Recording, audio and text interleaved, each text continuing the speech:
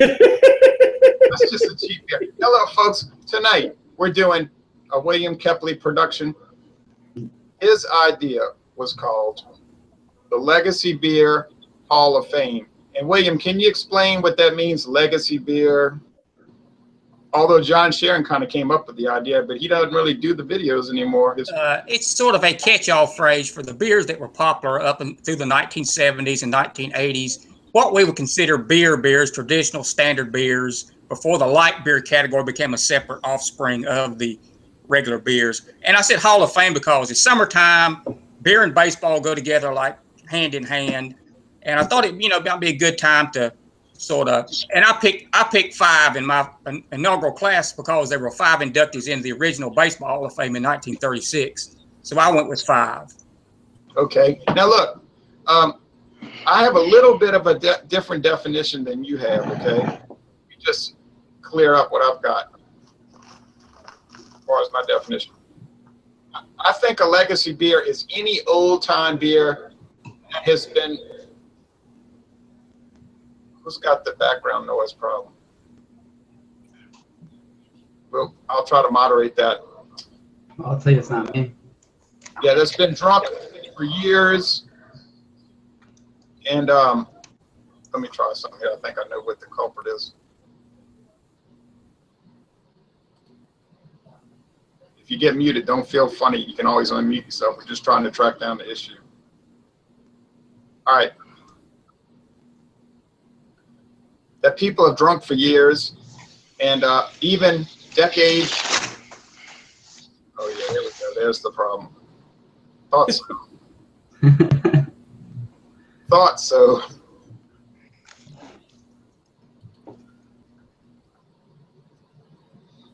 Beers that people have drunk. John, you're gonna have to mute it because we can't function with. Okay, for decades, even centuries. A legacy beer. Now, of course, Miller Lite wouldn't really qualify because it's so new, really. You're only talking about 43 years old. But maybe in another decade, Miller Lite would be a legacy beer. You'd be going on 50 years, and so, but I know what William's saying. It's like the non-light beers, but I think it could even be an ale. Like if you went to Great Britain, it could be like what, a Guinness or something, right? Like it's been around for a decade. Yeah, the ales existed through the 30s and 40s in that period of time, but this became the predominant beer style in America. These are the beers that people of a certain age remember. Seeing the neon signs in their local pubs, seeing the barrage of local, network advertising. At one time, these major brands, they did major advertising on. If you watched an NFL football game on a Sunday afternoon, almost half of the ads would be beer ads. And as a child growing up, that's stuck in my mind. Of these ads. The Schaefer, one beer to have when you're having more than one. Schlitz, the beer that made Milwaukee famous, and so on and so on. So to me, that's what a legacy, a heritage beer. I would use another word like heritage. Okay, and I agree with that, and I can remember watching those same commercials, but I'm a good deal younger than you, I guess, but about 10 years younger, I guess. But I remember some of those old commercials. Here's a beer I have. He did it, PBR. Pabst Blue Ribbon, and I already poured it, and I have my Pabst Blue Ribbon chalice. So I remember those commercials, but I do remember the Schlitz commercials more than the, I don't really remember Pabst Blue Ribbon commercials too much. Now we've got Peppy, who is trying to join us. Peppy faded off, but try again, Peppy, because I could see that your little video thing kind of failed. But Peppy from Western Canada is going to join us with some interesting information, I bet you. So we've got a lot of northern people tonight. So let's go up north, I think. How about we go to Brooklyn? Michael, you want us? Well, no, let's go to Canada first. That's really north of us. Okay, Michael Jennings from Ontario, you want to tell us about your legacy beer tonight? Yeah, so my choice tonight was a beer that I think most Canadians would consider a legacy beer. It was the beer that my father always purchased It was around the house, either in bottles or cans. And when I first started to drink beer, it was one of the beers that I certainly gravitated to. And so this is my beer for our legacy beer discussion, Labatt's Blue. I know Jay's had it before. It's one of the quintessential Canadian Pilsners. Yes, and one interesting thing I'll bring up, it's owned by Anheuser-Busch InBev today, but do you know that Budweiser would not be a legacy beer of Canada because it has only been sold in Canada since 1980. So we're only talking about 37 years. That's fascinating that Budweiser has only been on the market in Canada for 37 years. This beer, compared to some of the other beers that we'll probably hear about tonight, is actually relatively young. It was only, they started brewing it in 1951. Right. It was introduced in Manitoba and gradually grew in popularity across the country. And up until the mid to late 80s, it was the top selling beer for a period, and then it was finally picked off, I believe, by Molson Canadian. Yeah, and Michael, when I first tried Labatt Blue early in my video review channel, I didn't like it at first. It had some strange taste, and I couldn't put my finger on it, and I couldn't get my head wrapped around it. But I started to realize as I drank on it and think on it that it had a unique yeast profile. So then I started to appreciate it as probably being a little better than your average, what we call legacy beer, I think. It's something a little special about Labatt Blue, I think. It's, as a Pilsner, it has that sort of bready or yeasty smell to it, but there's kind of a graininess that's built into it. It's very smooth. It's clear when you start to look at it with some ascending bubbles. It's a beer that you would find at hockey games, at baseball parks, at cottages, on golf courses. It's just one of those ubiquitous products that is known around the country. In a restaurant. Absolutely, in a restaurant. From a sports side, they were one of the original owners of the Toronto Blue Jays, so they have that history as well. And the name Blue comes from the Winnipeg Blue Bombers, right? That's correct. Yeah, the CFL. It was sort of introduced out in that market, and initially it was called something like Labatt's Pilsner, and then because of the market, the region that it was introduced, the Winnipeg Blue Bombers, people started to call it Blue, and that name was applied to it for marketing, and that's how it's been known for the last 65 plus years. Yeah, Pamela Anderson was discovered at a Winnipeg Blue Bombers football game. They Good memory. Screen, and she got such a positive reaction, and I think she actually did some ads for Labatt's, but that she was just a fan in the stadium, and they put her up on the jumbotron, and people went crazy. Yeah, and that launched the career, for better or worse, of Pamela Anderson. Wow, one of our great exports south of the border. Yeah, right. Now, and there. That's a cool story. Now, we're going to go to Michael Komaroff. Now, Michael, what is your legacy beer you wanted to talk about? My legacy beer is, let's see if you can see it. It's Michael, Ballantine Burton. I would have rather found the Ballantine Ale or the regular Ballantine beer, but neither one is available anymore here. I don't know if they make it, but this is from the same manufacturer. It's made by Pabst now. And this is like a beer they've made for a long time. It's a specialty beer that they don't brew all the time. There's one right there. I haven't seen that in my market in a long time. But this is like a specialty beer. I know you've tried it, Jay. Yes. And this is a barley wine that they make, and it's not made all the time. But I'm saying the company is a legacy company. This particular beer, I guess, is not a direct legacy beer because it would be their... I think they're more known for their ale than anything else, and their beer at Yankee games in the 50s, 60s, and 70s. So it was their advertiser then for years and years. Yeah, and Michael, that's a very fascinating product, and I want to say a few things about that. I did buy the Burton 6-pack when I was in Ithaca, New York last year with a person I used to hang out with and do beer hangouts with. Anyway, and that's a fabulous product. Now, the Ballantine Ale, let me tell you about that real fast. It's the oldest beer brand in the United States. It's been on the market since 1840. It's literally the oldest beer brand. Now, Schaefer claims that they're the oldest lager. Yes, they are the oldest lager, but they don't claim that they're the oldest beer because Ballantine has them beat by 2 years, 1840. Started in Newark, New York, Peter Ballantine. Second thing, here's the funny thing about New York City. As big as New York City is, it's very segregated according to distribution. I'll give you an example. If you go to the Bronx, and a lot of people in New York don't travel from borough to borough. There used to be a guy that hung out with us, and he kind of let his channel die. He kind of lost interest in it, and that happens from time to time. But y'all remember Lee Poznansky, right?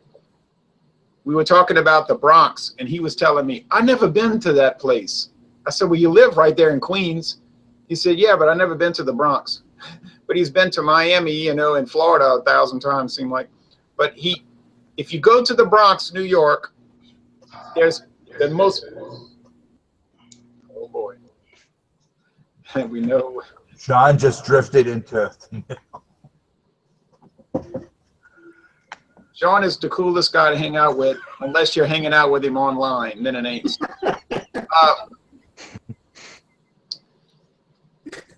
But maybe he'll drift back.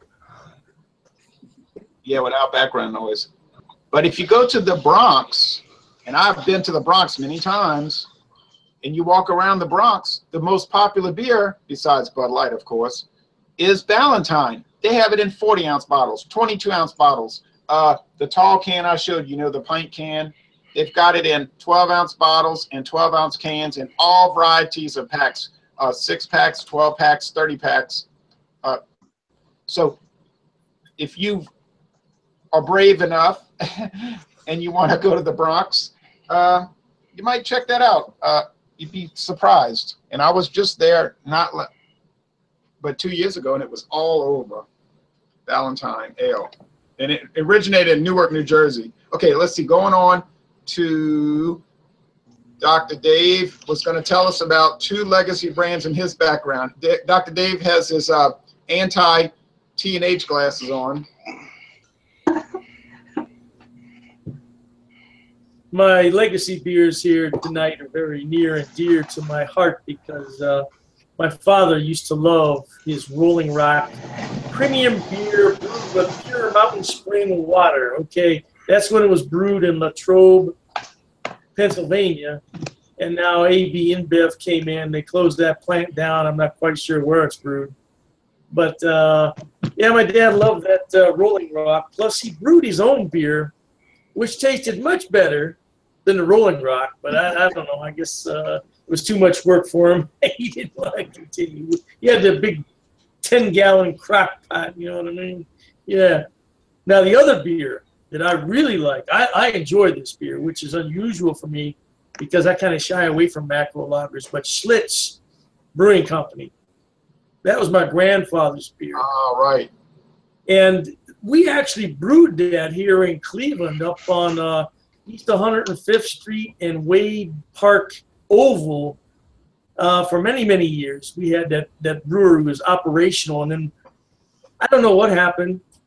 One day they just tore the whole thing down, and there's no legacy there at all, if you will, of that brewery. There's no remnants that was once a great industrial age brewery, which hurts me. It really does. That was a fantastic place. And they always gave you a little 4-ounce sample. You know, if you show your ID, you got a little 4-ounce sample of the Schlitz. That's a long time ago. Yeah. And where was that brewery? That was on East 105th Street in Wade Park. Yep. Wade Park. Yep. Well, you've been here to Cleveland. That was out on the east side, probably about 5 miles from where you were at the Indians. stadium. Yeah, and it's just a shame though. The whole thing is gone, and it's nothing but grass and weeds growing there. There's no proof of what was ever there, which is really sad. At least very sad. Yeah, it is sad. And at least in New Orleans, they still have the Falstaff Brewery. You know, it's not a brewery anymore, but they turned it into apartments. But at least they still have that. You know. Oh, they have the sign up there. Yeah, they still got the big fat King Gambrinus holding the mug of beer. And they still have the big sign that says Falstaff. In New Orleans. Hold on, I'll fix that problem. And they've got the Falstaff sign still works. And when it's nice weather, they'll have a green. It'll be green. And when the weather's kind of iffy, it'll be a yellow sign. And if it's bad weather, it'll be a red. It'll be red. You know what? I'll drive up to that area one day when I'm not doing anything, and I'll take some video and I'll take some pictures. But there's absolutely no marker up there at all of what was once there. So you would never know it was a brewery. No. Yeah, that's like in St. Louis. Like, I was gonna say near us, there was a Molson brewery in a city named Barrie, Ontario, and Molson's phased it out a few years ago. The plant was torn down, and the property is now a shopping plaza, and there's nothing there to mark the history of it.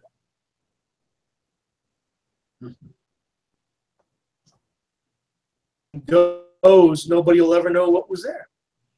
No, it's kind of like in Cleveland, right? If if you've lived there for years and years, you know it existed, but otherwise you wouldn't have. The road that ran by it was actually called Molson Park Drive, and the city renamed it, so it doesn't even have that legacy left.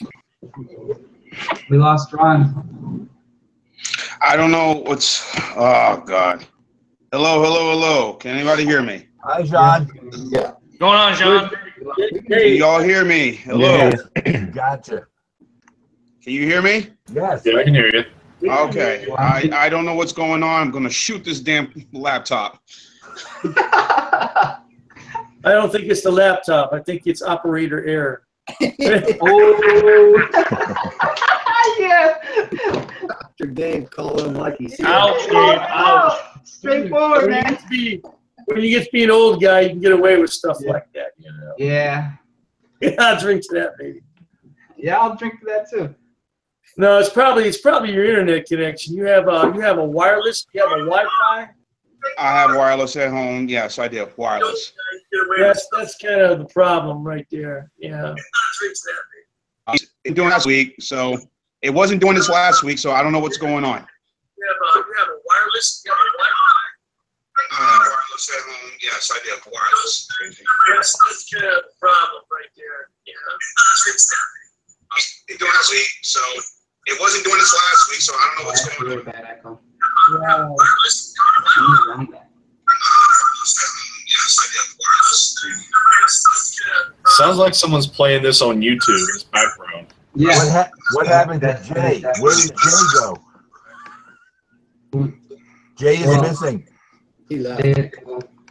We've lost our leader, Jay. The leader is gone. Yeah, I saw Will needs to be back too. I don't think he can get back in because we've got 10 people up here. It looks like. Yeah. Somebody else wants to, Eric, you want to tell us what your legacy beer is? Probably going to be Stroh's. Okay. Cool.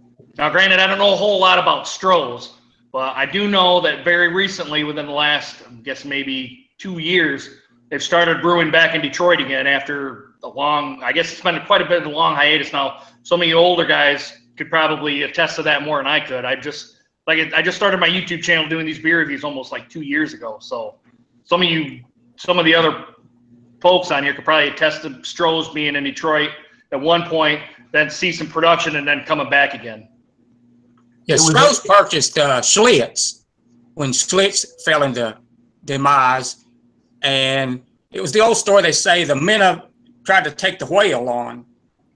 They acquired too much debt, and eventually Pabst wound up having both Stroh's and Schlitz after failing to get their first bid to get Stroh's. Yeah. But all these legacy beers have a sort of a twisted and sometimes tortured past about acquisitions, mergers, reacquisitions, sales, and everything. But they're still surviving. And someone like Pabst found a second life as a quote unquote hipster beer. Yeah. The company probably had nothing actually to do with it, just a stroke of fate. But, to be honest, William, I don't know how well or how bad they're doing either. I just really don't follow that stuff, so I really don't know how well they're doing. But Stroh's was very popular in the 70s. Their sort of catch line was fire brewed Stroh's. Yep. And there was a Schlitz factory about 25 miles from where I lived at the time. And when Stroh's reacquired it, they took it over. And Stroh's is a very popular beer here in North Carolina during that period of time. But like many of them, they sort of fell in disfavor, mismanagement. I mean, there are business schools that do studies about these brews because they were mismanaged so badly. Like for Schlitz, for example, when they started putting the foaming agent in their beer and the anti-stabilizer, their beer would have white flakes in it. And in worst case scenario, they said it looked like snot. And completely lost their credibility. And they wound up dumping millions of barrels of this beer out and never did recover from that. So there's a lot of mismanagement during that period of time because they're all trying to compete with Budweiser and Miller, which are pulling ahead in the race to see which ones are going to be the predominant.